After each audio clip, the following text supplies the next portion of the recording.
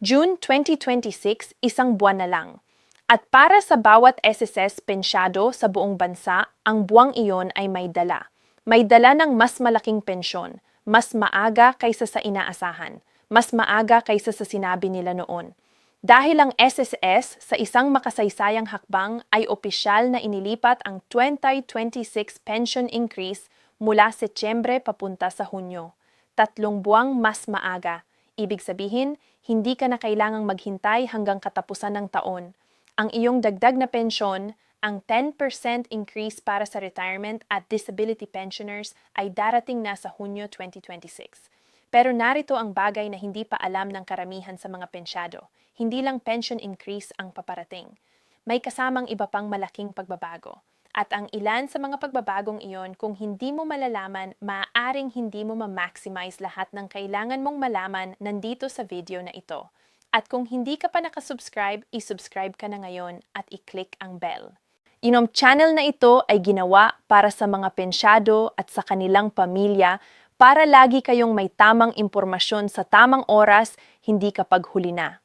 Isang top at lagi kang magiging una. Pakiusap, panoorin mo ito hanggang katapusan. Hindi ito basta balita tungkol sa pensyon. Ito ay may kasamang mga aksyon na dapat mong gawin ngayon bago dumating ang Hunyo para masigurado na matatanggap mo ng maayos ang lahat ng paparating. At kung may pensyonado kang mahal sa buhay, isang magulang, lolo, lola o kamag-anak, i-share mo na ito sa kanila ngayon. Baka ito ang pinakamagandang balita na maririnig nila ngayong buwan para sa mga bagong manonood. Maligayang pagdating. Ang channel na ito ay nakatuon sa pagbibigay ng tamang verified at madaling maintindihang impormasyon tungkol sa SSS, ang mga benepisyo, ang mga pagbabago sa patakaran, at ang lahat ng update na direktang nakakaapekto sa buhay ng mga pensyado at miyembro sa buong Pilipinas. Lahat ng aming sinasabi ay base sa opisyal na pahayag ng SSS at sa mga verified na news sources, hindi haka-haka, hindi chismis. Katotohanan, isubscribe, i-like at i-share para lagi kang may tamang impormasyon bago pa man huli ang lahat. Okay, June 2026. Pag-usapan na natin Hunyo 2026. Para sa mga SSS pensyonado, hindi ito basta susunod na buwan. Ito ang buwan na inilipat ng SSS ang isang napaka-importanting pagbabago ang pension increase para mas maaga kayong makinabang. Ito ang buwan kung saan ang SSS ay maglalabas ng humigit 6.5 bilyon para sa mga pensyonado at kanilang mga pamilya. At ito ang buwan na dapat kang maging handa para hindi ka mahuli sa anumang benepisyo na para sa'yo. Pag-usapan na nating lahat. Ngayon, simulan natin sa pinaka-importanting balita. Noong Abril 16, 2026, ang SSS ay opisyal na nag-announce ng isang makasaysayang desisyon. Ang 2026 pension increase na orihinal na nakatakda para sa Setyembre ay inilipat na sa Hunyo 2026, 3 buwang mas maaga. Bakit? Ayon sa SSS CEO Robert Joseph Declaro at sa direktiba ng Presidente, ang desisyong ito ay ginawa bilang tugon sa mga patuloy na hamon na kinakaharap ng mga Pilipinong pamilya. Ang pagtaas ng presyo ng kuryente, ang inflationary pressures at ang pandaigdigang epekto ng mga tensyon sa gitnang silangan. Sa simpleng salita, kinikilala ng SSS na nahihirapan ang mga pensyado ngayon. At sa halip na hintayin ang Setyembre, nagdesisyon silang bigyan ng mas mabilis na tulong ang mga pensyon ngayon. At ang halaga ng dagdag, para sa retirement at disability pensioners, 10% increase sa iyong monthly pension. Para sa death at survivor pensioners, 5% increase. Ngayon, para maging malinaw ang numero, kung ang iyong current pension ay 2,000, magiging 200 pagdating ng Hunyo, dagdag na 200 bawat buwan. Kung ang iyong pensyon ay 5,000, magiging 5,500, dagdag na 500 bawat buwan. Kung ang iyong pensyon ay 8,000, magiging 8,800, dagdag na 800 bawat buwan. At habang may mas mataas na pensyon hanggang 24,000, ang pinakamataas na pensyon na ibinibigay ng SSS, ang 10% ay isang malaking halaga. Sa kabuuan ng SSS ay inaasahang maglalabas ng humigit 6.5 bilyon mula Hunyo hanggang Agosto 2026 para sa early implementation na ito. 6.55 bilyon para sa mga pensyonado nagsisimula sa Hunyo. Ito ang pinakakretong magandang balita para sa bawat SSS pensyonado ngayong 2026. Ngayon, Pag-usapan natin ang mas malaking larawan. Ang early pension increase ay hindi nag-iisa. Ito ay bahagi ng isang mas malawak na programa ng SSS na nagkakahalaga ng 60 billion, isang kabuuang relief package para sa mga miyembro, pensyonado at employers. 60 billion, hindi iyon maliit na numero at ang lahat ng iyon ay nakalaan para sa tulong ng mga miyembro at pensyonado ng SSS ngayong taon, kasama sa 16 billion na relief package na ito. Una, ang early pension increase, 6.5 billion para Hunyo hanggang Agosto 2026. Pangalawa, ang Enhanced Emergency Loan Program, pa 27 billion para sa 2.24 milyong miyembro. Pangatlo, ang Microan Program hanggang 40 billion na target loan portfolio. Pang-apat, ang Loan Penalty Condonation Program para sa mga miyembro na may hindi pa nabayarang loans. Lahat ng ito ay aktibo, lahat ng ito ay para sa'yo. At sa susunod na mga seksyon, pag-usapan nating isa-isa ang bawat isa para malaman mo kung paano ka makinabang. Ngayon, narito ang pinakamahalaga para sa mga pensyado. Ang pension increase ay darating sa Hunyo, pero hindi ito magmamaterialize para sa'yo nang wala kang ginagawa. May mga kondisyon na kailangan mong matugunan at may mga bagay na dapat mong tiyakin bago mag-Hunyo para hindi ka mahuli. Kondisyon numero 1, AHOP compliance. Ito ang pinaka-critical. Ang Annual Confirmation of Pensioner o ACOP ay ang proseso ng pag-confirm na ikaw ay buhay pa at aktibong tumatanggap ng pensyon. Kung hindi ka compliant sa ACOP, maaaring masuspend ang iyong pension kahit darating na ang June increase. Kumusta ang iyong AOP status? Alam mo ba kung kailangan mo pang gawin ang ngayong taon? Kung hindi mo alam, pumunta na sa pinakamalapit na SSS branch o tawagan ang SSS hotline sa 1455 at itanong ngayon, kondisyon numero 2, updated payment channel. Ang pension increase ay ilalabas sa iyong nakataling payment channel Bangko e-wallet o ID card. Kung hindi aktibo ang iyong payment channel, kung nagsara ka ng account, kung nagbago ang iyong numero o kung may problema sa iyong account, maaaring hindi marating ng dagdag ang iyong kamay. I-verify ngayon na aktibo at tama ang iyong payment details sa SSS. Kondisyon numero 3, walang suspended na account. Kung mayroon kang anumang pending na concern sa iyong SSS account, ayusin ito ngayon bago mag-Hunyo, habang mayon pa kang oras. Ngayon, pag-usapan natin ang isa pang importanteng pagbabago para sa Hunyo 2026. Ang Enhanced Emergency Loan Program ng SSS ay may bagong kondisyon at mas madali na itong ma-avail kaysa dati. Narito ang mga pinakabagong detalye. Loanable amount hanggang 20,000. Interest rate 7% per annum. Iyan ay mas mababa kaysa sa dating 10%. Repayment moratorium 6 na buwan. Ibig sabihin kapag natanggap mo ang loan 6 na buwan bago magsimula ang iyong bayad. At narito ang pinakamagandang bahagi, ang mga bagong relaxed na requirements. Dati, kailangan mo ng 26 na buwan ng posted contributions para maka-apply. Ngayon, 18 na buwan na lang kalahati ng dati.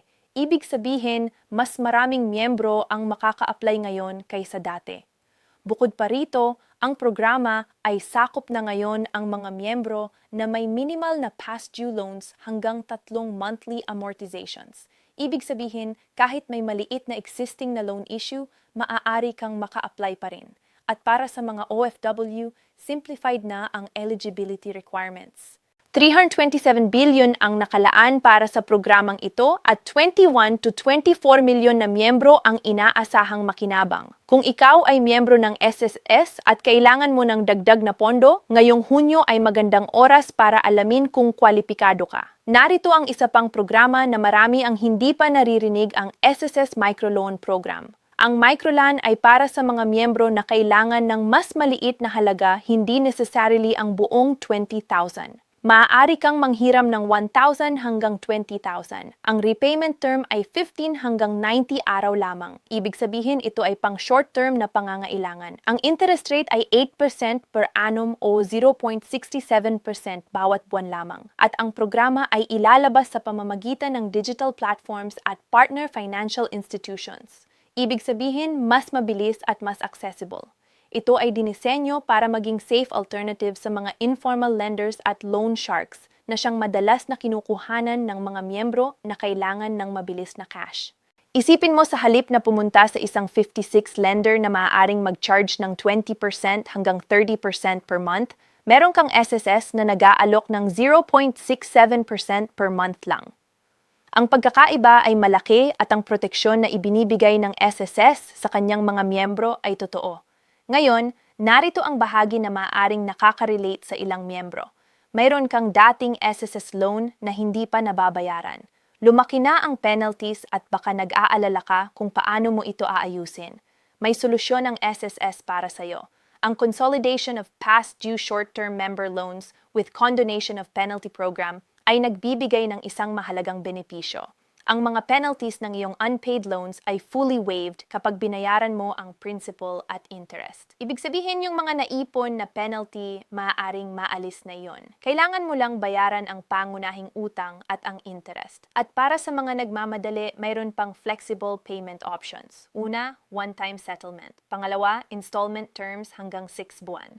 Ibig sabihin, fine taon na may minimum 10% na down payment. Maaari kang mag-apply online sa iyong MySS portal. Kung mayroon kang outstanding loan na nakakahadlang sa iyong SSS account, ngayon ang tamang oras para ayusin yon. Para nang dumating ang Hunyo, handa ka nang makatanggap ng lahat ng benepisyo na para sa'yo.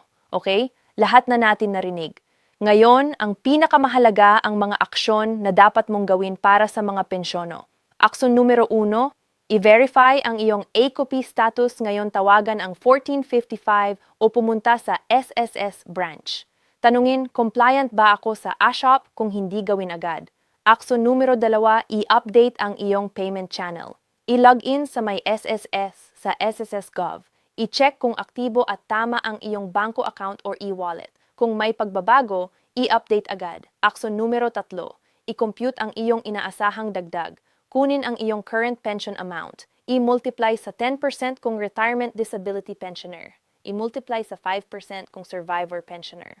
Iyang iyong dagdag sa Hunyo 2016. Aksyon numero 4. Bantayan ang iyong account sa Hunyo. Kapag dumating ang Hunyo, i-check ang iyong bank account e-wallet sa araw ng iyong pension payout. Dapat may dagdag na makikita. Aksyon numero 5. Kung walang dagdag, kumilos agad. Tawagan ang 1455 o pumunta sa SSS branch. Itanong kung bakit walang increase sa iyong pensyon. Para sa mga miyembro na gusto ng loan, aksyon numero 6, alamin kung kwalipikado ka sa Enhanced Emergency Loan o Microan. Pumunta sa sesgov.h o tawagan ang 1455 para malaman ang iyong eligibility. Aksyon numero 7, kung may outstanding loan ka, alamin ang Penalty Condonation Program, maaaring malaki ang matipid mo sa penalties. Gusto kong huminto sandali. Maraming pensyado ang nahihirapan ngayon, hindi dahil tamad sila, hindi dahil hindi sila nagtatrabaho noon, kundi dahil ang buhay ngayon ay mas mahal, ang gamot ay mas mahal, ang pagkain ay mas mahal, ang kuryente ay mas mahal, at ang pensyong hindi na sumusukat sa kasalukuyang presyo ng bilihin ay nararamdaman ng bawat araw. Kaya ang desisyon ng SSS na palaguin ang pensyon ng mas maaga 3 buwang, mas maaga ito ay hindi basta numero. Para sa isang lola na nagtitiis sa kanyang gamot dahil kulang ang budget ang 200 o 500 dagdag, bawat buwan ay isang malaking kaibahan. Para sa isang pensyado na umaasa sa kanyang anak, ang dagdag na iyon ay nagbibigay ng kaunti pang kalayaan. At para sa bawat pamilya na may minamahal na pensyonado, ang balitang ito ay isang pahinga mula sa pagkabigo. Iyon ang kahulugan ng Hunyo 2026. Ngayon, isang kahilingan, isipin mo ang pinaka-importanteng pensyado sa iyong buhay. Ang iyong lolo, ang iyong lola, ang iyong magulang, o baka ikaw mismo. Ang mga balita na narinig mo ngayon, ang early pension increase, ang enhanced loans, ang penalty condonation. Maaari ba nilang makinabang dito? Alam ba nila ang mga ito? Maraming pensyado ang hindi regular na nanonood ng mga ganitong update. Sila ay nakasalalay sa kanilang mga anak at sa mga taong nakapaligid sa kanila para marinig ang tamang impormasyon. Ikaw ang taong maaaring magbago ng kanilang Hunyo 2026. I-share mo ang video na ito sa Facebook, sa Viber group ng pamilya, sa WhatsApp, o mas maganda personal na pag-usapan mo ito sa kanila ngayon. Sabihin mo, Lolo, Lola, may good news. Ang isang pag-uusap, ang isang share ay maaaring katumbas ng daan-daang piso na dagdag sa kanilang buwan ng kita simula Hunyo.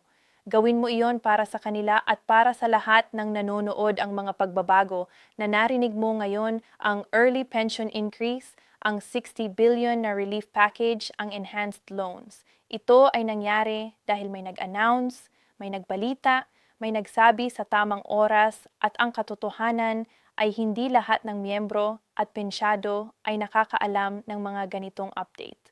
Marami ang hindi updated, marami ang hindi nakikinabang sa mga programa na para sa kanila dahil hindi nila alam na mayroon iyon. Iyon ang eksaktong bagay na ginagawa ng channel na ito para sa iyo tuwing linggo. Tuwing may bagong update, tuwing may bagong programa o patakaran na kailangan mong malaman.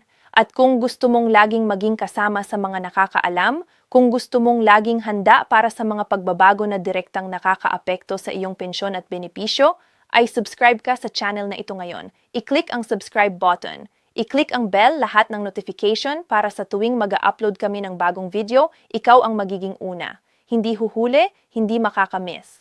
Ang channel na ito ay para sa mga pensyado at sa kanilang mga mahal sa buhay na gustong laging may tamang impormasyon. Bago pa man huli ang lahat, i-subscribe na ngayon at i-comment mo sa ibaba ang salitang June para malaman naming naabutan kita ng mensahe ngayon. Kung may tanong ka tungkol sa June pension increase, sa Enhanced Emergency Loan o sa Penalty Condonation Program, i-comment mo rin. Binabasa namin ang lahat at tutulungan namin kayong mahanap ang tamang sagot. Salamat sa inyong panunood, ingat kayo lagi. At sa lahat ng pensyonado, ang Hunyo 2026 ay palapit na. Ito ang inyong buwan. Handa na kayo dahil alam na ninyo ang kailangan ninyong malaman. Hanggang sa susunod. Paalam.